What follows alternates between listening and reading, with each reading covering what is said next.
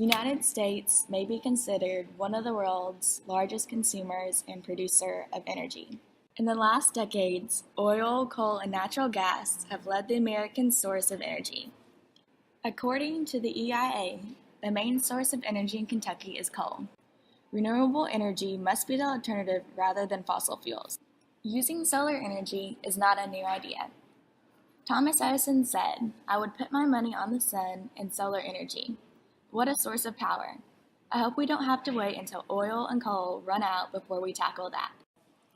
The two primary methods of using solar energy to generate electricity are photovoltaic and concentrating solar power. Photovoltaics are materials that directly convert light into electricity.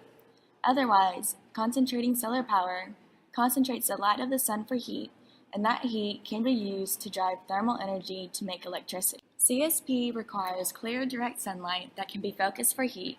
That is why it works better in deserts where the sky is clear with no clouds and haze.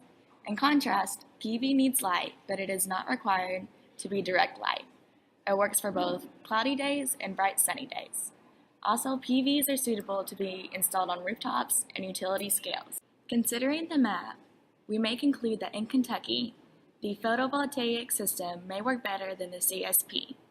This is because Kentucky is located on an area where the levels of insulation are not enough. Even though in Kentucky, solar energy will not be able to replace coal due to the demand of energy in the state, solar power will still be useful in decreasing coal usage. For designing a solar system, it was considered that the average amount of hours in Kentucky receives the maximum sunlight intensity, 1,000 watts per meter squared, is about 4 hours per day. And it is also known that about 83% of the solar energy effectively reaches the solar panels.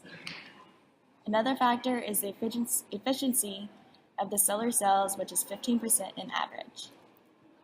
So the useful energy per month of a common photovoltaic panel of 17.5 meters squared is approximately 261.45 kilowatt hours per month. The average consumption of a 4-room house is about 1,312 kilowatt hours per month. So comparing to the amount of energy from solar power, it is possible to save close to 20% per month. According to the rates for residential service from Kentucky Utilities Company, the energy charge is 0.07744 per kilowatt hour. So it is possible to save $20.25 per month. What means it would take about 20 years to cover the costs. And this value is reasonable considering the statistics proposed by the application of a similar system in UK Argan building, which will take 23 years to cover the initial costs.